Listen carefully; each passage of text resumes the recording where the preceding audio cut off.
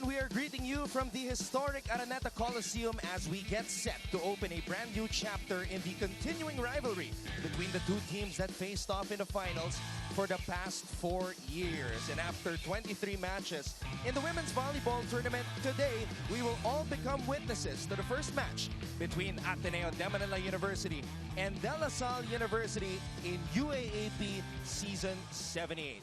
Maraming salamat po sa inyong pagtutok ngayon sa ABS-CBN Sports and Action. You can also watch this live in high definition on Sky Cable Channel 166 at nais din po namin batiin ang lahat ng ating mga kababayan na nanonood mula sa iba't ibang panig ng mundo sa pamamagitan ng The Filipino Channel. And you can also watch this via live streaming on sports.abs-cbn.com. It is the De La Salle University Lady Spikers versus the Ateneo Lady Eagles, the two-time defending champions for the first time dito sa Season 78 ng UAAP Women's Volleyball Tournament. Mabuhay Pilipinas! Ako po ang inyong lingkod, Anton Rojas, and beside me is a 3-time UAAP champion and 2-time UAAP best setter, Doc Ian Laurel. And at courtside to complete our broadcast, makakasama natin si Janine Choi reporting for De La Salle University and Laura Liman reporting for Ateneo de Manila University. It's great to see you girls, and abangan namin ni Doc Ian ang inyong mga updates at courtside. Doc Ian, unang pagharap ng Ateneo at La Salle dito sa Women's Volleyball Tournament at sold out ang ating tickets para sa laban ngayon. Well, sabi nga natin, alam mo, a lot of people have been watching out for this one. It's the first time that these two teams will meet up in Season 78. And of course, if you look back, ang daming masyadong storyline itong game na to. And when we were asked the question, ano tingin nyo lamang ng isang team sa kabila? That's a very hard question, and we'll have a better answer for you after this game. But we're gonna talk about some important details, some important facts as we go along the game. Well, sa puntong ito, Doc Ian, Ateneo coming into this match winning 24 straight matches in the UAAP, 6-0 right now in the team standings. Pero ang La Salle nagising matapos matalo sa unang pagkakataon ngayong season kontra sa NU.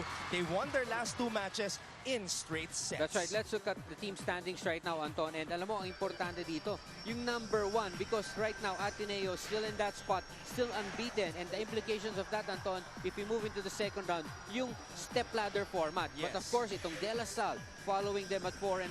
NU 3-2. FU Lady Tamaros 3-3. All of them, of course, want to give that first loss to Ateneo. But lahat sila had their chances, Anton, in the first round. It is now only De La Salle who still can have that distinction of giving Ateneo their first loss here in Season 78. It's been a while since Ateneo last lost in the UAAP. March 8, 2014, game number 2 of the UAAP Season 76 Women's Volleyball Finals. And that match happened right here sa Araneta Coliseum. Yeah, nice for you to remember that. And sabi nga natin, matagal-tagal na itong winning streak ng Ateneo. And the confidence, obviously, it's there. But De La Salle, remember, they have Aragalang with them now. It's a different De La Salle that we saw in the finals. That could be a game changer for me. Ngayon, Doc Ian, binanggit mo ang mga numero at makikita natin dito. In 5 out of the 6 statistical categories, lamang ang La Salle kontra sa Ateneo. Makikita mo yung rank, no? Dun sa spiking, yan yung first department natin. Number 2 ang De La Salle with 35.1. Itong Ateneo, number 1, 41.6. So, yan lang yung department na lamang ang Ateneo. When you talk about the defensive aspects, blocks, service aces, digs, running sets, and reception, kita mo ang rank ng De La Salle, number 1. Ang Ateneo, may number 3 sila dyan, may number 2, they also have a number 7, and also number 2. So if you talk about consistency in all departments, of course, De La Salle, on paper, would have the advantage. But scoring-wise, hawak ng Ateneo yan. Also ranked second in aces per set and running sets per set, and also in reception efficiency. So some of you might say that these numbers, wala nang ibig sabihin yan if it's an Ateneo-La Salle game, and you won't hear anything from me. I do agree if it's an Ateneo-La Salle game on the line. Majoy Baron and the DLSU Lady Spikers are warming up and getting ready to face Gia Morado and the Ateneo Lady Eagles. And when we come back, pag-usapan natin ang mga naging huling laro ng dalawang kupunan na ito. Huwag po kayong aalis. Manatili po kayong nakatutok dito lang sa ABS-CBN Sports and Action.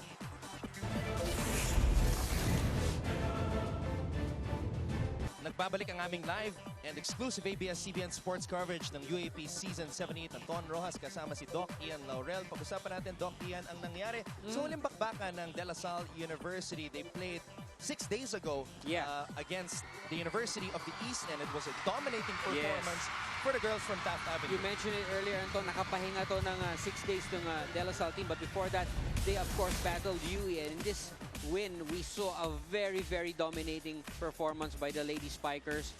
3-set win, kuwang-kuha na nito. Medyo manadalian sila against UE. And UE, as you saw, scrambling all over the floor. Attacks of Reyes were very evident in this game. I think she was the highest scorer. We're going to look at that later. But more importantly, this was a match. This was a win that De La Salle needed going into this Ateneo match. Let's look at the numbers from this match. Again, this is a 3-set win from De La Salle. 25-10 in the first, 25-13 in the second, and 25-21 in the third.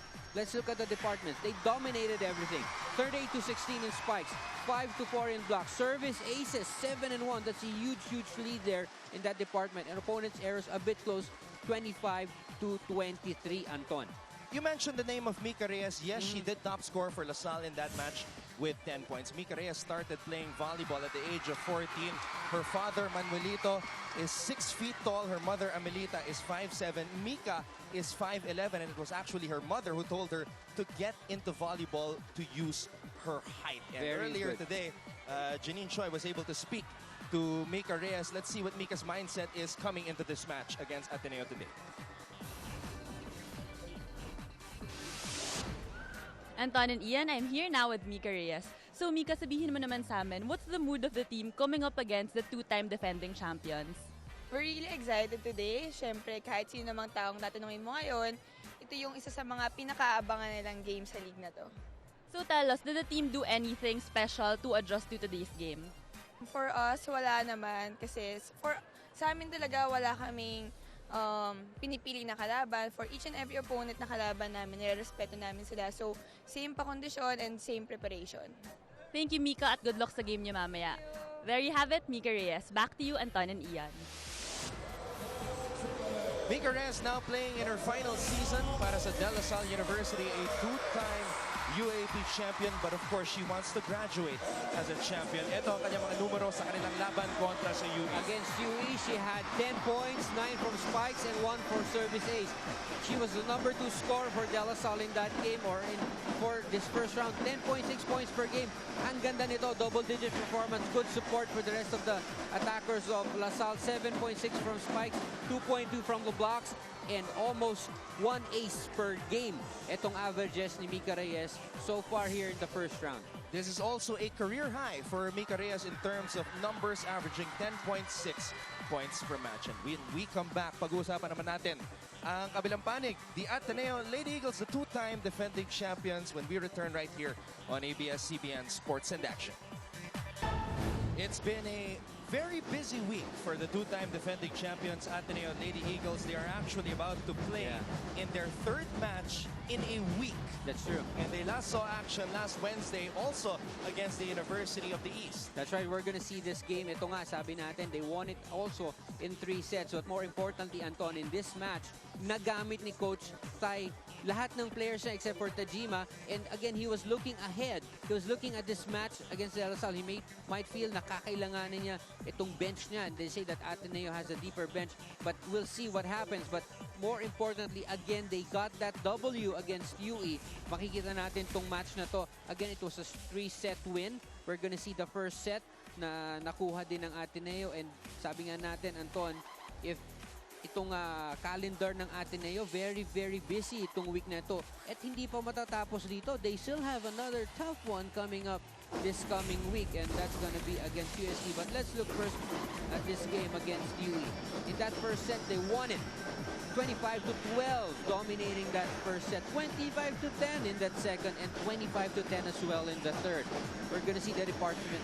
Tama naman, ang laki. Yung opensa ng Ateneo, talagang napakalakas. 41-8 in spikes, lamang. 6-1 in blocks, 7-1 service aces. Opponents' errors, dikit tayo dyan sa department na yan. 21 for Ateneo and 22 for UE. Well, just like Mika Reyes in their last match against UE, Eliza Valdez also had 10 points in their match against the Lady Warriors. Eliza Valdez, a native from San Juan, Batangas, the only girl in a group of 4 children, and Eliza Valdez found sisters here in the sport of volleyball, and her current sisters are the Ateneo Lady Eagles. And earlier today, Laura Lehman was able to speak to Eliza Valdez. Let's hear what she had to say. Once again, I'm here with none other than Eliza Valdez. Now, Lai, you guys are on a winning streak this season, and actually, you haven't lost a game since season 76. So, does that add pressure to the way that you play? Definitely, lagi namang andun yung pressure. Si Coach tayo lang, the coaches, the admin would always say to us na just play, enjoy the game. And we hope na the winning streak, sana magbigay siya sa amin ng confidence as a team as an individual also. But then, we want that pressure also to be our like motivation and extra challenge for us to do better and play as a team. Okay, and tell us, Lai, how different is an Ateneo LaSalle game compared to all your other matchups? What do you think, Lau? Grabe, grabe. Siya daw yung interviewer. Iba naman din talaga. Every game, it's really different. Every game, every match. And if it's Ateneo LaSalle, mas madami ring involved. And syempre, iba din yung may rivalry talaga. So, but as much as iba yung feeling, Coach Tai wants us to stay focused, stay calm, and meditate para we have to treat na yung every game na katulad ng big game na every game na pinupuntahan namin dito sa UAAP. Alright, thank you, Lai. You heard it. Stay calm and meditate. Back to you, Anton and Ian.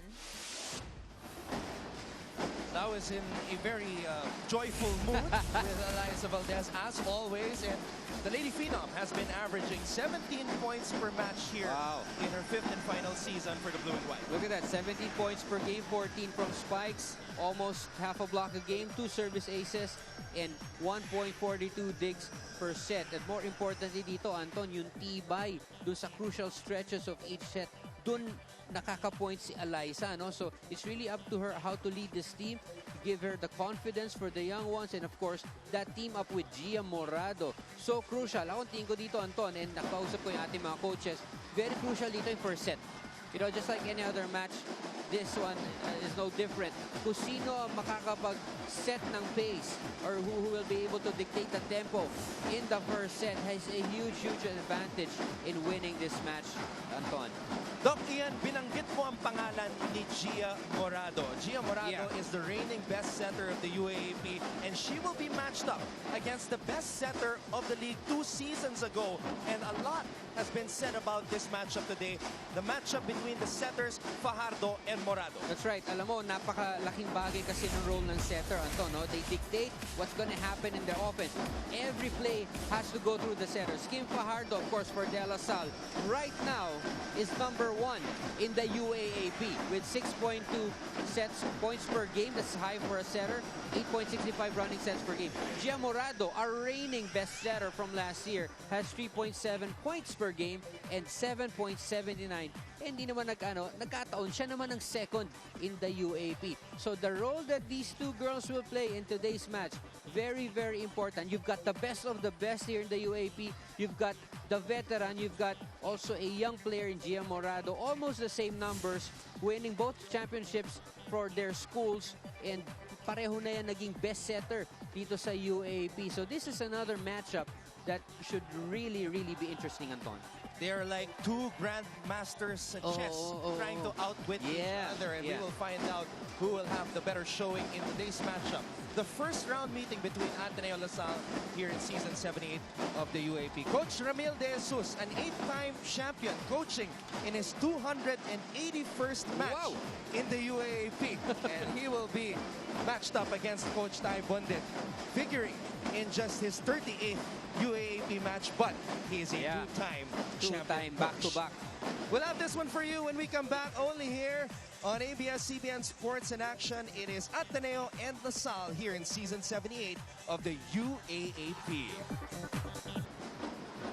Inyo pong natutunghayan ng jam-packed Araneta Coliseum dito sa Cubao, Quezon City para sa unang paghaharap ng LaSalle at Ateneo dito sa Women's Volleyball Tournament ng Season 78 ng UAAP. The last time these two teams played each other, March 14, 2015 at the Mall of Asia Arena in Pasay City. And Ateneo Lasal, it's always a spectacle. Grabe, if we were here, guys, you'd see what we're talking about, no? Pero kita natin, meron tayong isang eagle dito sa loob, Blue Eagle at that. And like what you said, these two teams have a rich history, have been rivals for a long, long time. And itong volleyball is no exception, Anton. And we are about to get underway. Let's meet the starters for both squads. From the Big Dome, the Smart Araneta Coliseum on ABS-CBN Sports Connection, we present the matchup you've been waiting for.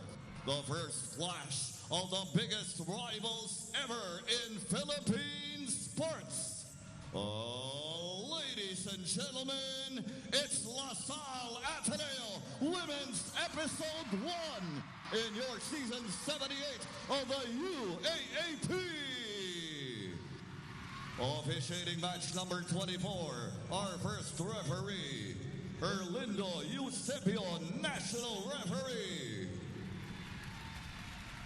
Our second referee, Yu Benosa, International Referee. Now, ladies and gentlemen, make some noise as we introduce your De La Salle Lady Spikers. Number 11, Kim T. Number 15, Tin Tiamson. Number 10, Machoy Paron. Number 9, Team Captain Kim Fajardo. Number 8, Aragala. Number 3, Mika Reyes. Their libero is number 5, Don Macantili. And the head coach of the Lady Spikers, Ramil De Jesus. And now on your feet as we present the reigning and defending two-time champions, Ateneo Canada. Number 17, Maddie Mataya. Number 14, Bea Deon. Number 15, Joanna Malaginot. Number 12, Tria Morado. Number 16, Amy Arambino. Number 2, Team Captain, Alyssa Valdez. Libero, number 6, Jamie La Victoria. And the head coach of the Lady Eagles, Anusorn Tai Punde. It's Everybody is pumped up for this first round meeting between Ateneo and LaSalle in the women's volleyball tournament for season 78 of the UAAP. Starting lineups for both squads, the defending champions, going with Gio Morado. Jamie La Victoria starting in her 4th straight match. Alyssa Valdez, the 2-time MVP. Joanna Maraginot, Bea De Leon, Maddie Madayag, and last year's finals MVP, Amy Ahumiro. Para naman sa kuburan ni Coach Ramil De Jesus, may pagbabago. Kim D is starting for the first time this season, and she will be joining Kim Fajardo, Don Macandili, Ara Galang, Majoy Baron, and Tintin Tiamzon. Who's really new to this. And she gets the first reception. Poor reception is going to be a free ball for the Lady Eagles. Morado to a running Maddie Madayag, who goes down the line. That's the play that they wanted. Maddie Madayag has perfect, she has already patented that running spike. Napakaganda after a broken play of LaSalle. A free ball given to Ateneo, they score. And Maddie Madayag is actually #1 right now in terms of spiking with a success rate of 45.4. That hit by Galang went straight to the net. That's another point for Ateneo. You've got Madayag and Morado giving Galang a lot of problems. This is going outside. Too strong on that serve by Joanna Maraginot. And now, let's get an update on the LaSalle side. Pakinggan natin si Janine Choi. Janine? Anton and Ian, I spoke to Coach Ramil de Jesus about Ateneo's unbeaten record, and he told me that they do not really look at the standings, but rather they focus more on the team's individual performance. Sinabi niya kung Ateneo #1 sila sa atake at mababa sila doon. Sinusubukan nilang mag-work on sa atake nila para maging magkapantay sila. Moving on, Anton and Ian, Coach Ramil also encourages players. In fact, he told them earlier, excellent naman talaga ang performance ng Ateneo. Pero hindi ka kasi pwedeng pumasok ng court na tingin mong dehado ka kaagad. Kailangan na kapag papasok ka sa court, may mentality ka na kaya namin to. Balik sa inyo, Anton at Ian. At yun ang mentality na pinakita ng kanyang kubanan in the last 2 matches, not dropping a set. Pero napakainit ng simula ng kubanan ni Coach Ty Bundit ngayon, 4-1 And these ang are ating talaan. Yeah, and Anton, these are courtesy of De La Salle errors, ha? Yung over-reception na yun. Of course, Bea De Leon taking full advantage of that free ball. De La Salle University averaging 25.2 errors per match, but another service error there from the Ateneo side na nag-average naman ng 21 errors per match. This is another stat, Anton, that we should watch out for. No? Alam naman natin, these kinds of games, the adrenaline is pumping, the excitement is there, the pressure is there. So yung team na mag-commit ng fewer errors will have a very, very good chance. Valdez, her drop ball does not work. It is popped up by Fajardo. Ball ends up the way of Galang, and Bea De Leon hits it up top. Does not get the check ball. That's a point for LaSalle. And now let's go to the Ateneo side and hear from Laura Lima. Anton and Ian, this is Ateneo's 3rd game in only 1 week, and one would expect them to be tired or fatigued, but then again, it's Ateneo LaSalle, and this is simply not the case. In fact, the girls are so hyped up and so pressured that Coach Ty had to make an extra effort to calm them down. Last Thursday during practice, they spent their time playing dodgeball, or rather Coach Ty's version of dodgeball, where the girls got to throw volleyballs at him with no punishment. He simply wanted them to relax, and they even had a hearty-eating lunch right here in Gateway Mall before the game. Back to you, Anton and Ian. Thank you very much, Laura. Well, Coach Ty trying to keep things light as we see the 3rd service error committed by Ateneo. Now, looking at the schedule, Doc, Ian, this is actually the last match in the first round for Ateneo. It is LaSalle who will be playing USD. That's true, that's on true. Wednesday. So after going down 4-1, nakahabol ang De La Salle University. They're now down by just 1. Macandili pops it up. Fajardo, quick attack for Mika Reyes, who delivers the goods for the Lady Spikers. Again, display Mika Reyes since last game against UE, top scoring for De La Salle. That middle attack of hers is very, very crucial, Anton, if she wants to open out the outside hitters such as Aragalang and Kiamzon. Mika Reyes playing in her best year in terms of the numbers, averaging 10.6 points per match. Kim D played in the last 2 matches of LaSalle and played well as Amy Ahomiro is able to get on the board via that southpaw spike. So tough, Amy Ahomiro. And this doesn't show up in the stat sheet. Yung toughness ni Amy Ahomiro on the floor whenever they need the points, whenever they need the energy, that is provided by Amy Ahomiro. Ahomiro has been flying under the radar so far here in season 7-8 of the UAP. Drop ball by Mika Reyes is popped up by La Vitoria. Maraginot is denied. It goes out. That's a point for Ateneo. Very smart play. It doesn't have to be always those strong hits.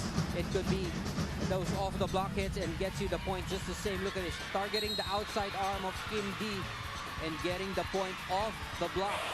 Maraginot top scored for Ateneo in their last match against UE with 12 points. Galang from the back row. La Vitoria was there. Nice by La Vitoria. Morado with a back set to Amy Ahomiro. She runs into the net. That's a point for LaSalle. Nice play there from Fajardo, giving it to the back row dito kay Aragalang. Good defense by Don Macandili. Also, we'll talk about the matchup of the 2 liberos in a while, Anton. Tong si Don Macandili so far really has done a good job. Excellent job here in the first round. You're right, Doc Ian. She's #1 right now in the best digger rankings. But La Victoria is #1 in best receiver. Maraginot from the outside, splitting the block. Mika Reyes was a bit late to close out the double block. Ang bilis. Look at Mika Reyes. Humabol na lang dun dumaan sa side niya. Lamang ang Ateneo 8-6 kontra sa Lasal. Magbabalik po ang UAP Season 78. You're looking at the sold-out Araneta Coliseum for the first round meeting between Ateneo and LaSalle here in Season 78 of the UAP Women's Volleyball Tournament. Ateneo, despite committing already 3 service errors, they lead LaSalle 8-6 here in the first set. Lamang pa rin sila. Nice reception from Kim D. From the back row, Aragalang off-speed, dug up by Eliza. Joust at the top, pumalog ang net. Lifting violation. That was set up very close to the net. Gia Morado. And look at that, tinulak na ni Maddie Maday because masyadong bababa yung bigay ni Gia.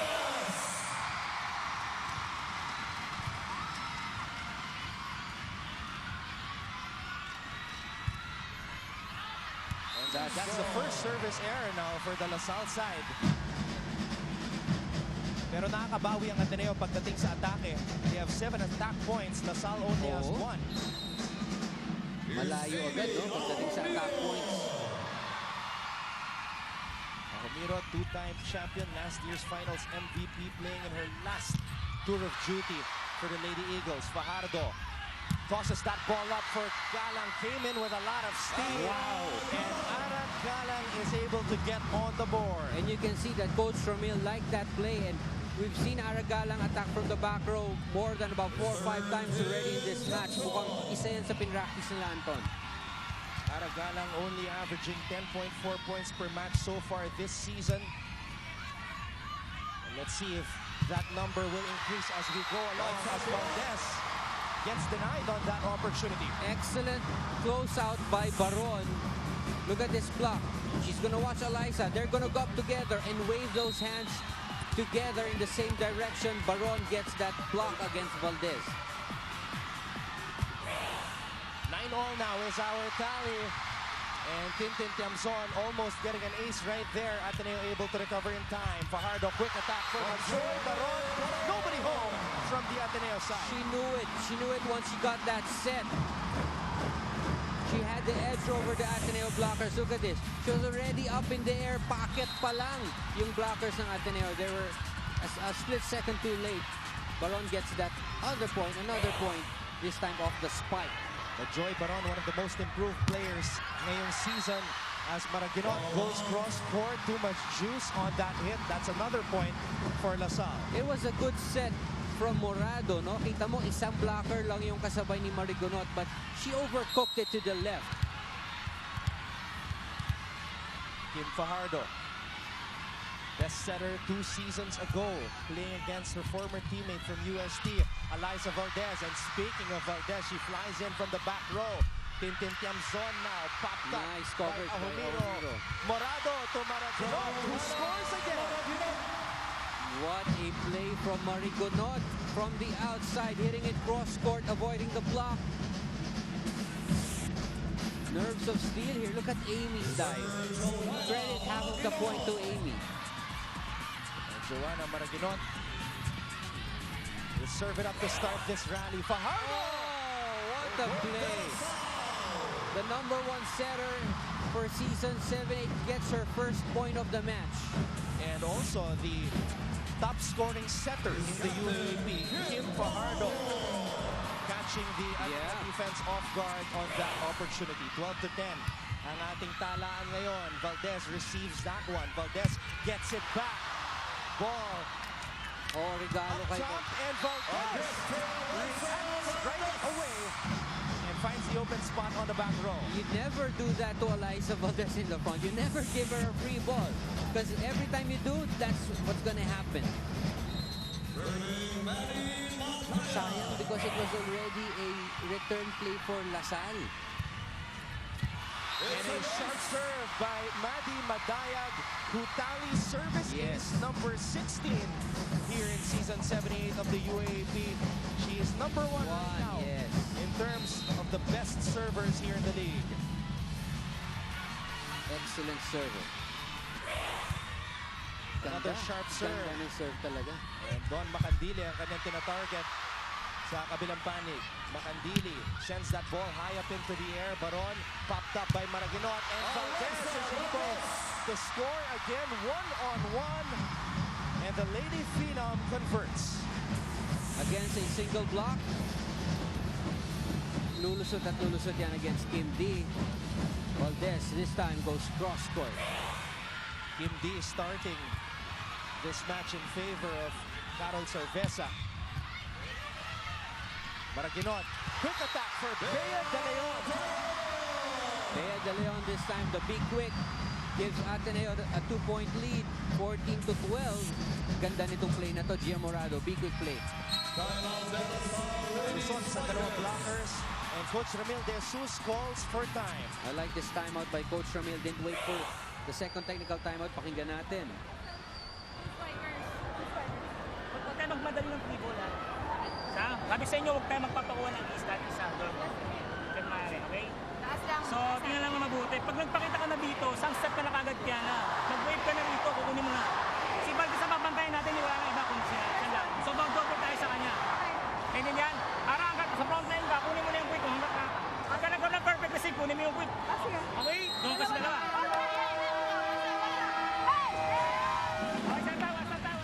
Coach Ramil De Jesus coaching in his 18th season, 15 finals appearances, 8 championships, and 7 second-place finishes. And he wants to lead his team to victory again against the blue side today. 14-12 is our tally. Lady Eagles on top. Kim D approaches, hits, popped up by Maraginot. Morado!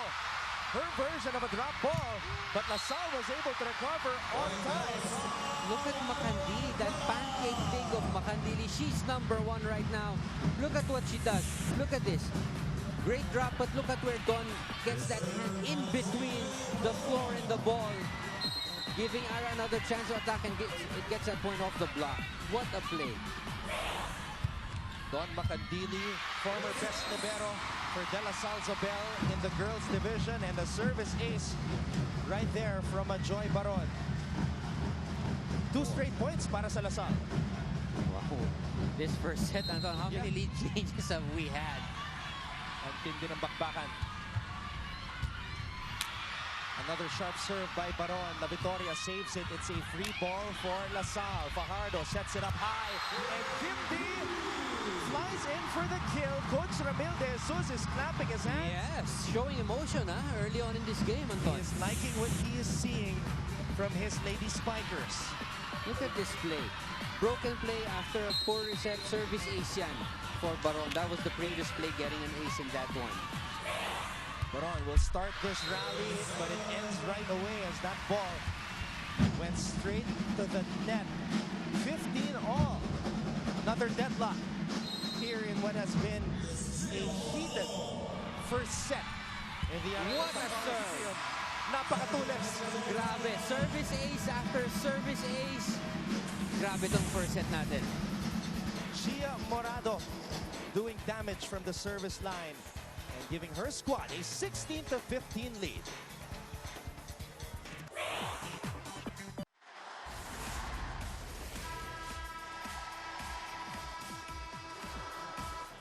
Let's take a look at the super sophomores from the two-time defending champions, Bea De Leon and Maddie Madayag, 2 5'11" middle blockers. These two, what a tandem, Anton, for Ateneo. 8.5 points per game for Bea, 9.3 points per game for Maddie. Yung dalawang yan, nagpapahirap ng buhay sa mga middle attackers ng LaSalle. But the middle blockers and the attackers of LaSalle know how to avoid the block. And that's exactly what Mika Reyes did, going for a drop ball. We are tied again, 16 all dito sa first set. Ara. For the serve that's into the net, these errors are costly for De La Salle. 17-16 now. Now, both teams, Doki and have committed 3 service errors each. So, add 1 to Ateneo. That's their 4th. Nagbibigayan ng puntos dito after 3 service errors from Ateneo. LaSalle commits 3 of their own, and now Eliza Valdez overcooks that one. It must be the energy that the venue has. Adrenaline. Oo. Ramdam na ramdam ng ating mga manlalaro. At syempre tayong lahat na nakatutok ngayon dito sa napaka-exciting na bakbakan. Tiamzon gets denied. Fajardo tries Reyes this time. Back-to-back points for Mika. Now, we were told that Mika wala masyadong boses ngayon. Kanina. Mukhang meron eh. Sumisigaw na yan, Anton eh. That's clearly inside. Almost a lucky break there for Kim D. La Victoria pops it up for Maraginot. Cross court does not work. Galang hits it from the back row. And Ara Galang is able to tally another point for LaSalle. With a little help from the tape. Look at this. That gentle roll over the tape. So hard to predict where it's gonna go. Did you see Ara's face as she saw that ball hit the floor? Get one there, kid. Viking.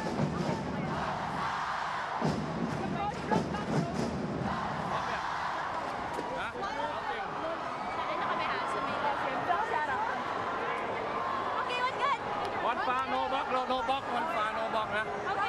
Relax, get one. Half long, huh? One more there. Coach Ty Bundit, in his 3rd season, a 2-time UAAP champion. His overall coaching record, Doc Ian, 35 wins and only 2 losses. Those 2 losses, pinag-usapan natin kanina yan, Anton, ha? Yung kanyang pinakaunang match ever in the UAAP against NU right here at the Araneta Coliseum, December 1, 2013. That was his first loss. And the second loss was Game 2 of the finals 2 seasons ago. Yeah, Game 2 naman yun. Free ball! And Bea De Leon reacts right away, nahuli yung plano ni Kim Fajardo. And you can see how aggressive these players are over at the net. Si Fajardo binalik, pero right and then, Bea De Leon with the block. Walang kumuha. Just a campfire on the side of De La Salle. Ara, beach volleyball style dig. Tiamzon trying to swipe it off the hands of the... Fajardo! Morphing into a spiker. Yan yung sinasabi natin in the pre-game, Anton. Kim Fajardo, the #1 scoring setter. Look at that. Hindi na inantay na iset. Inatake agad. Some coaches would really be irritated with what she did, but not with a Kim Fajardo. 20-18. In That's a favor good of serve. LaSalle. Here comes Morado. Setting it up for Maraginot. Bounce it off the hands of Fajardo. A joust at the top. And Kim Fajardo beats Madayag on that joust. That was a one-on-one play. Fajardo, who's about 4 inches shorter than Madayag. Yes. But upper body strength-wise, tignan natin. Look at that. Against 2 hands pa of Madayag, ha? Fajardo is 5'7". Madayag is 5'11". And LaSalle playing with a lot of energy and focus right here in this match. Good serve there. Running spike. Yan ang gusto ni Madayag. That's what she wants. That's a set that she loves. That has become the specialty of the house for Maddie Madayag here in season 78 of the UAAP. Good at avoiding the block, hitting it down the line. Mika Reyes went in too soon. That's why she wasn't able to defend. Oh, Miss hit there by Tiamzon.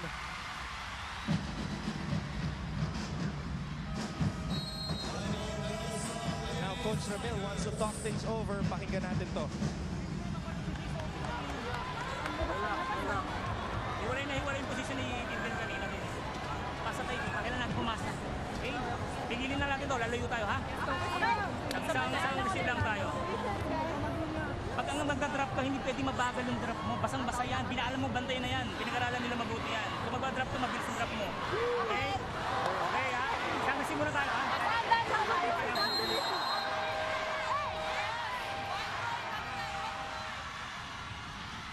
remember what we mentioned, Anton, how important this first set is to dictate the pace, to dictate the tempo of this match. So crucial for these two teams.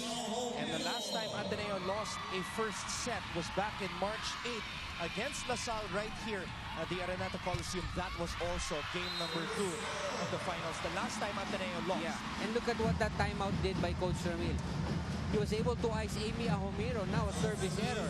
Already 5 service errors for Ateneo. And I'm just amazed at you, Anton, how you remember all these things. This trivia. Sid Basilio, who was Kim Fajardo's partner when they won the beach volleyball tournament this season, has checked into the match for the first time. Morado chooses Maraginot, who pounds it off the hands of the blockers. Macandini pops it up. Galang popped up by Maraginot. Morado tosses it high up into the air for a flying Valdez. There's a net touch on Majoy Baron. And these errors over at the net, just like service errors, are just 3 points you give to your opponent. That was inside though, so didn't matter. Kim Hekinyana. She does go in for service chores for Ateneo to replace Maraginot.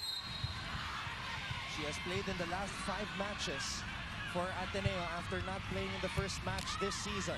Fajardo setting it up for Galang. Hekinyana was there. Valdez, drop ball. Goes back to the Ateneo side. Morado back to Valdez.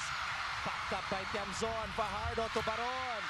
Hekinyana was there. They go back to Valdez.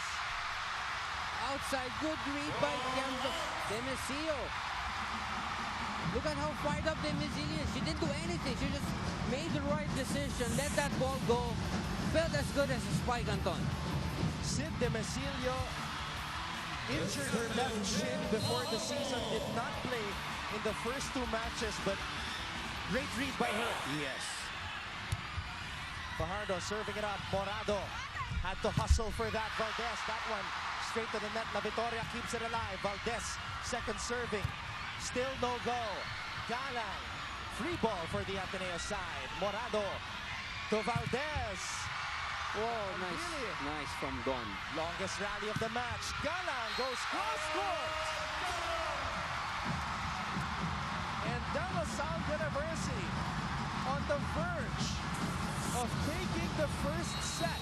Anton, the green side of the Araneta just up on their feet after that point from the former MVP, Aragalan.